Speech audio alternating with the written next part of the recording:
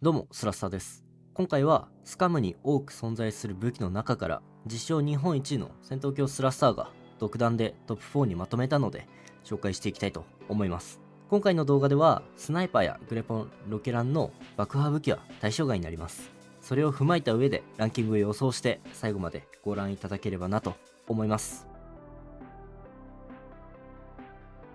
第4位は MK18 になります。5.56 系で最強のアサルトライフルになります。威力、発射速度がともに高くてですね、瞬時にプレイヤーを倒せるのが一番の利点です。横ブレがほぼなくて安定力も十分な武器になります。安定力が十分と言いつつデメリットが高い発射速度なことが裏腹に、初動のリコイルの羽が強いです。遠距離で使うのは慣れてないとちょっと難しいので、遠距離はタップ打ちでも問題ないと思います。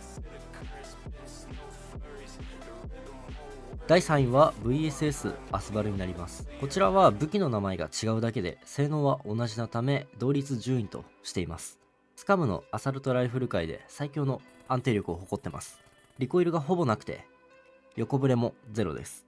軽重量で機動力も優れているのでアグレッシブに動けたりとスタミナ管理にも最適な武器になります。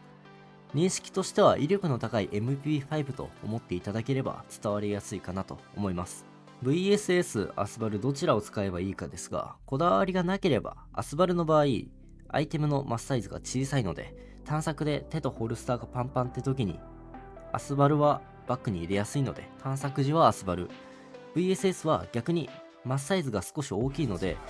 倒された時に少しだけ回収されづらくなるんじゃないかなっていう気持ちの問題なんですが、戦闘時は VSS でいいんじゃないかなと思います。こだわりがあればそちらで大丈夫です。どうしても威力が 7.62 とか 5.56 武器より少し劣るんですが、対人では申し分ない威力を発揮できるのでかなりデメリットも薄い武器かなと思います。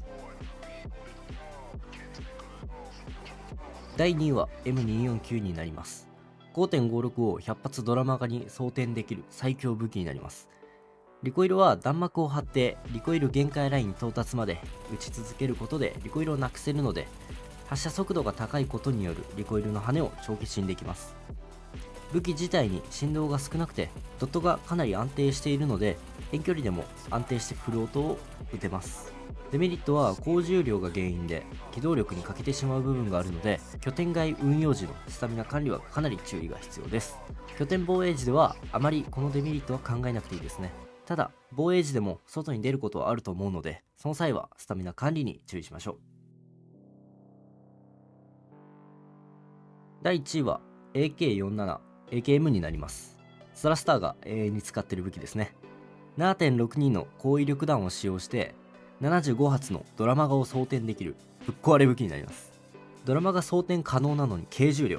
M249 より軽いので機動力も優れています。スラスターはここが売りポイントだと思っています。リコイルは M249 と同様弾幕を張ってリコイル限界ライン到達まで撃ち続けることでリコイルをなくせます。